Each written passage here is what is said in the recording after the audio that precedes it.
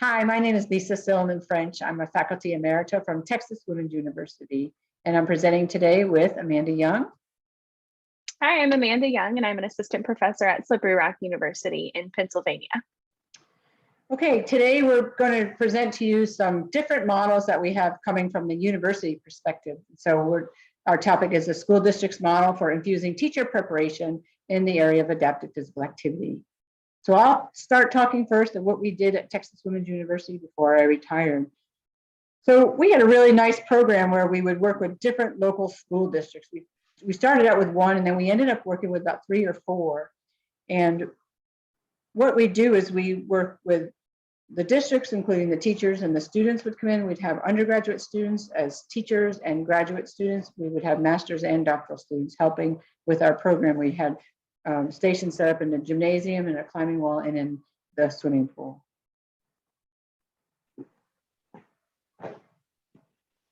So the history of adaptive physical education, about 35 years ago, probably even more, Dr. Claudine Sherrill, she started our program at Texas Women's University. She worked with local school districts, and she would bring bus in students with disabilities, and they would work with students on campus in the undergraduate program in adaptive physical activity.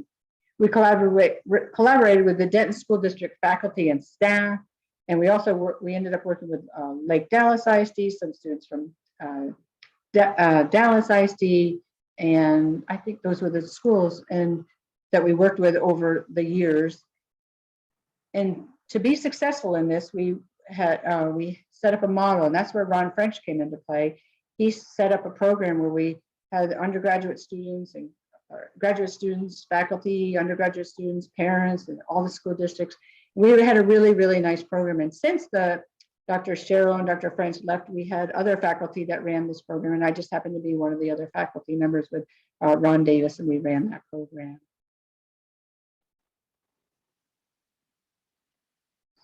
So this is kind of how it's set up, our model. We have as I stated earlier, the doctoral, master students, undergraduates, and then we have the students from the school district. And as you can see, we had collaborative learning teams where we work all these different areas to focus on this successful program that we've had for all these years.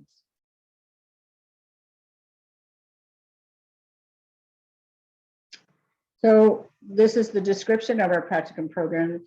The students would receive 1 credit hour. We'd bring the students in on a Friday, and we would collaborate with these students. And you can see some nice pictures of the large amount of students that sometimes we'd had up to about 60 students that would come in from the school district, and we had all teamed up one-on-one working with the students. So as you can see, this is a little bit more extensive on how this worked. You can see we have the school district, and then we had the school staff. They needed to be involved in order to be successful. And sometimes the parents would come in. And then in the middle, we'd have our doctoral students, and they oversaw make sure everything ran correctly. And the faculty we were there, we were able to see with the doctoral students to make sure they were running the program appropriately and correctly. And in addition, the doctoral students had opportunities to collect data and do some research. Then to the right, you have the master students. They would supervise the undergraduate students. And then it really worked well, and it had to work well. And you could see all the arrows and everything, because that's what we had to communicate and work to make this work effectively. So the main thing is that the students with disabilities, when they came on our campus, that they were safe, because we were all over. We had a lot of students everywhere, and we had to make sure, most important, that they were safe, because they were in the pool, on the climbing wall, in the gym, fitness centers. So we had to make sure that everybody had an individualized program and they were safe. So it all had to work together as a big team.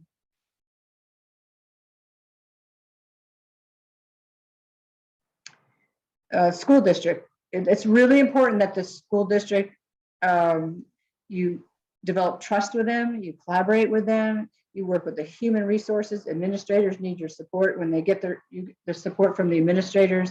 That's what is really important, because they'll support the program, and they encourage the students to rotate and to come into our program. Classroom teachers and paraeducators, extremely important to help run this program, because they know the students' behavior. They know all the things that help our undergraduate students work with our students if there are behavioral problems. Parents would come in, and we would have a nice parent day, so the parents could see what their children were doing in our program. We had the adaptive physical education staff from the school districts come in. They know the students from their programs, our students from the university. Transportation, that's another thing we had to work out with the human resources in the school district so that we could get funding to get the students transported with the buses from the school district, and equipment. So it's another thing we had to work collaboratively together to buy equipment so that all the students can participate in the activities. So major collaboration on this slide. Different activities, as you can see, I stated earlier, you can see the students here.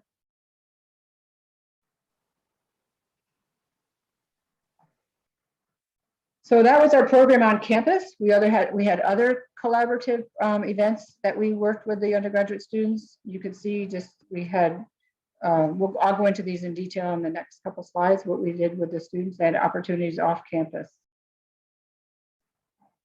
Well, of course, we had Special Olympics, which was very successful in our program. So there's some of our students in activities with Special Olympics.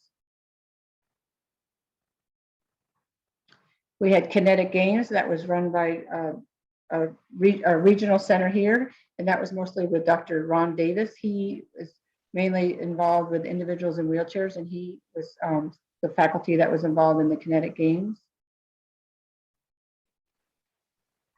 Capabilities was something that I was more involved with, and we worked with individuals with visual impairments, and we brought those students on campus. It was a 1-week camp that students with visual impairment, the athletes with visual impairment stayed overnight on our campus for a week, and we had our undergraduate and master's students work with these athletes every day in different sporting events.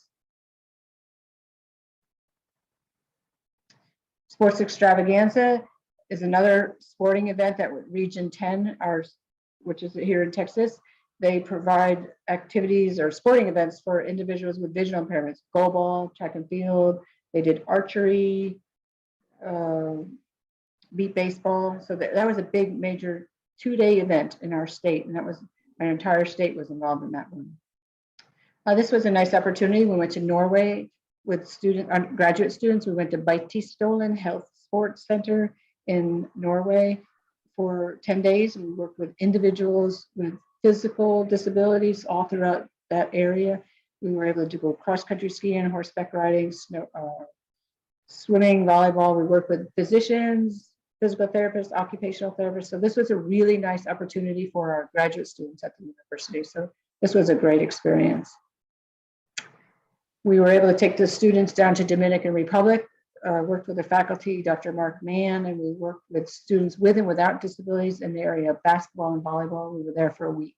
We ran camps all throughout Dominican Republic.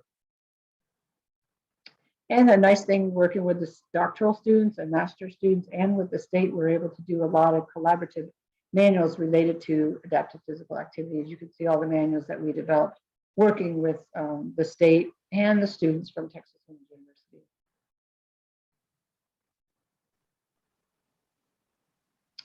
A nice thing that we did over the summer, 2 faculty, Dr. Ron French and Dr. Ron Davis, were able to do this.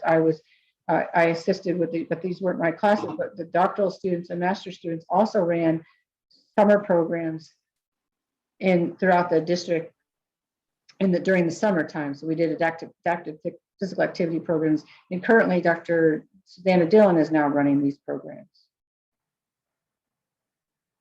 This was really nice too. We had a state conference in adaptive PE at the university. So not only did we have our master's students involved in this, APE teachers throughout the state came to Texas Women's University, working with Region 10, who set this up at Texas Women's University. We had a 3-day conference. It was very, very effective with our students. So I just want to say thank you for listening to our programs. If you have any questions on what we do with the programs or want me to go in detail a little bit more, please email me anytime. Our emails are on the front of the slides. I'll be happy to answer any questions. Thank you so much. So I'm going to talk to you guys a little bit about our adaptive physical activity practicum at Slippery Rock University. We have a minor in APA as well as a master's program, and we bring a lot of students on campus. So I'm going to tell you guys what that looks like.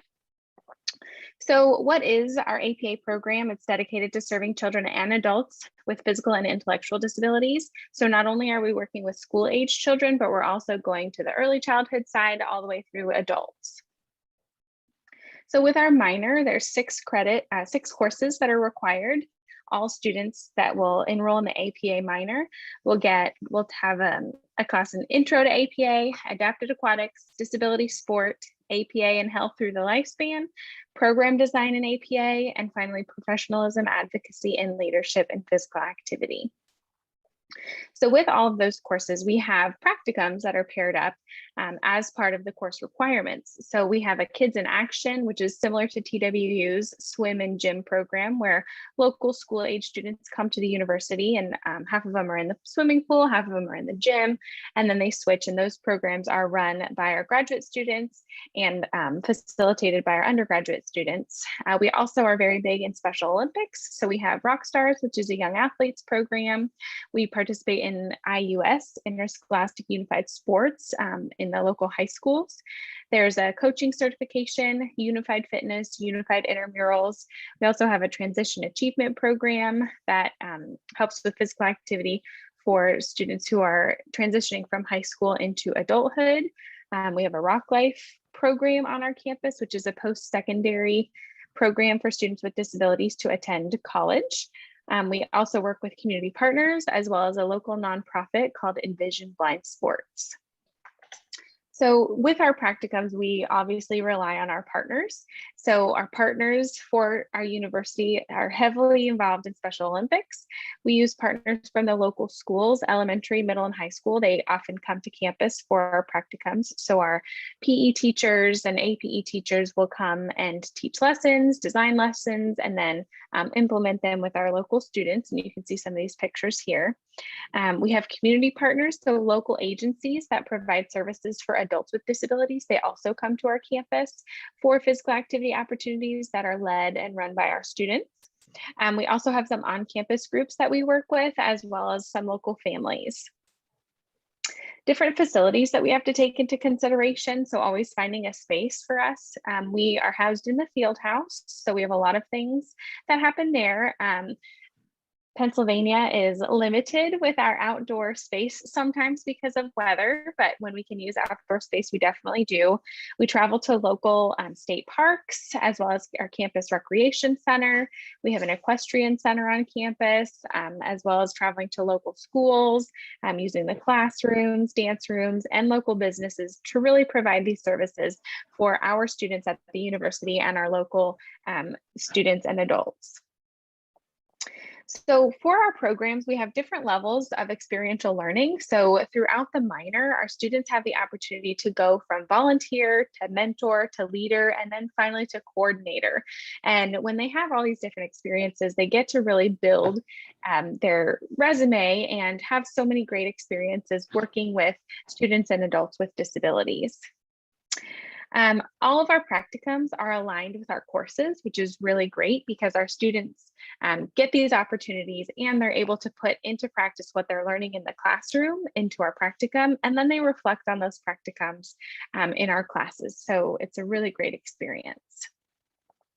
Our 6 minor courses are all aligned with some kind of practicum, and at every level, students are either a volunteer, a mentor, a leader, or a coordinator. And this is both our undergraduate students and our graduate students. So they get an opportunity to be in a lot of different practicum environments and working with students with disabilities through the lifespan. So at this time, we kind of want to know what you guys are doing, what is working for you guys, what do your practicums look like, what partnerships do you have, what resources are available, and what supports do you need? We really believe that students learn by doing, and so when we can provide those practical experiences, we can really help supplement their education that they learn in the classroom, and then have those educational experiences through our practicums. So with that, we'll share some ideas. Thanks for listening. Thank you.